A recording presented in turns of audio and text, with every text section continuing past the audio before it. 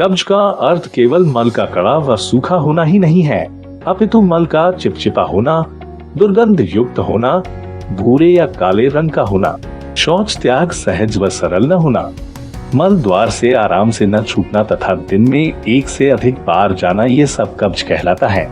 कब्ज के लक्षण जैसे गैस, सांस में बदबू, अधोवायु का आवाज रहित व बदबूदार होना, आलस्य, भूख का न लगना, सिर भारी रहना, किसी काम में मन न लगना आदि है। कब्ज द्वारा उत्पन्न होने वाले रोगों व महारोगों की एक लंबी सूची है। देर से सोकर उठना, भोजन का समय अनियमित होना, गरिष्ठ भोजन करना, स्वाद के चक्कर में रहना, पानी कम पीना तथा तरीदार व रेशेदार सब्जियों को न खाना, व्यायाम अथवा मेहनत न करना, रात को देर तक जागना, शौच देर में जाना आदि कब्ज के कारण है। स्वस्थ व निरोग रहने की कामना वाले व्यक्ति को कब्ज से सदा दूर रहना चाहिए।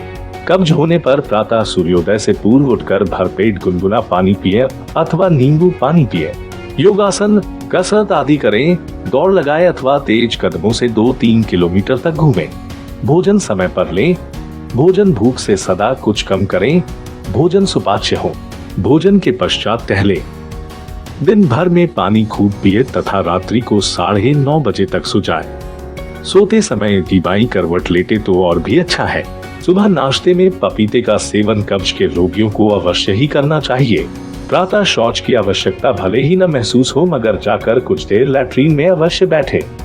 दिन में भी कभी आवश्यकता महसूस हो तो वेग को रोके या टाले नहीं। पुरानी कहावत है कि 10 काम छोड़कर नहाएं, 100 काम छोड़कर खाएं और 1000 काम छोड़कर शौच को जाएं। प्रातः खुली हवा में शौच करना लाभदायक था, परंतु आज के युग में यह सुविधा कठिनाई से मिलती है। होने पर एक्यूप्रेशर उपचार। पहला, नाभि से 4 अंगुल नीचे अवस्थित बिंदु तथा दूसरा हाथ के पृष्ठ भाग में अंगूठे व तर्जनी के बीच के मसल पर स्थित बिंदु। ये दोनों बिंदु कब्ज के रोगियों के लिए प्रधान बिंदु है। तीसरा, घुटने मोड़ने पर कटोरी के निचले सिरे से 4 अंगुल नीचे कुछ बाहर आया बिंदु। चौथा, कोहनी को कमर से सटाए हुए ही छाती तक हाथ मोड़ने पर कोहनी की सिलवट के बाहरी सिरे पर स्थित बिंदु। पांचवा, इसी अवस्था में कोहनी की नोक के नीचे कूल्हे की ऊपरी हड्डी के ऊपर अवस्थित बिंदु। इन बिंदु में ऊपर के प्रधान 2 बिंदुओं के साथ उपचार में सहायक है।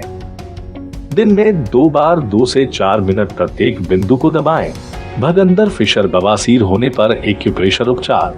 आराम, तलबी तथा निठल्ले बैठना इस रोग का मूल कारण है, जिससे कब्ज, भगंदर तथा बवासीर आदि रोग उत्पन्न होते हैं। 4 बिंदुओं पर दिन में 4 बार 2 से 4 मिनट का उपचार भगंदर में लाभ देता है। पहला, घुटने के पीछे भीतरी जोड़ के मध्य तथा उससे थोड़ा परे भीतर को उभरी गांठ पर आए बिंदु। दूसरा, कान के गड्ढे की मांसल गोलाई जो चेहरे से सटती हुई कान में मध्य के गड्ढे में आती है, इस गोलाई पर चेहरे के जोड़ के समीप स्थित बिंदु। तीसरा, सिर के ऊपर कानों के ऊपरी छोरों को मिलाने वाली काल्पनिक रेखा के मध्य अवस्थित बिंदु। चौथा, हाथ को कमर से सटाए हुए ही मोड़कर कंधे तक ले जाने पर कोहनी की नोक के नीचे वाला बिंदु जो शरीर की साइड में एंड बीच में आता है। योगासन करने वाला व्यक्ति कभी पाचन तंत्र की अव्यवस्था से होने वाले रोगों के शिकार नहीं होते, अतः कब्ज तो उनसे सदा दूर रहती है। कब्ज 90% रोगों का मूल कारण है। गैस की शिकायत में एक्यूप्रेशर उपचार। कब्ज, अनसंतुलित भोजन, जल्दी खाना, असमय खाना, मानसिक तनाव तथा जठरग्नि का कमजोर होना पेट में गैस उत्पन्न करता है। गैस के कारण है डिप्रेशन, तनाव तथा मनोरोग उत्पन्न होते हैं। गैस का दबाव हृदय पर हो जाए तो हार्ट अटैक का भ्रम भी हो जाता है।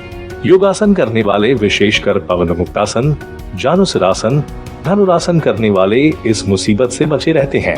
वे जो आधुनिक बनने की होड़ में बैठकर पेशाब करने तथा उखड़ू बैठकर शौच करने की विधि को त्याग कर सीट पर बैठकर शौच करने की विलायती संस्कृति को अपना चुके हैं, वास्तव में दुर्भाग्यशाली हैं। उन्हें कब्ज, गैस आदि की शिकायत रहती है। प्रातः काल ही किया गया पवन मुक्तासन ही गैस को तुरंत निकाल देता है। योगासनों में कमर को अधिक तोड़ा मोड़ा जाता है, जिससे पेट में गैस वैसे ही नहीं रह पाती। इसके एक्यूप्रेशर उपचार। पहला, अंगूठे व तर्जनी के मध्य की मसल पर आया हुआ बिंदु जो हाथ के पिछले भाग पर स्थित है। दूसरा, हाथ मोड़ने पर कोहनी की भीतरी सिल्टर के अंत पर स्थित बिंदु। मणिबंध से 3 अंगुल नीचे कलाई के मध्य अवस्थित बिंदु तथा चौथा, हथेली में छोटी उंगली के नीचे हथेली के बाह्य किनारे पर सरका हुआ बिंदु। दिन में 2 बार भोजन के घंटा भर बाद में 2 से 4 मिनट प्रत्येक बिंदु पर उपचार लीजिए। वीडियो को आगे शेयर कीजिए ताकि जरूरतमंद लोगों तक ये जानकारी पहुंच सके। अधिक जानकारी के लिए श्री राजीव दीक्षित जी के ज्ञान पर आधारित स्वदेशी अभियान ऐप डाउनलोड करें। धन्यवाद।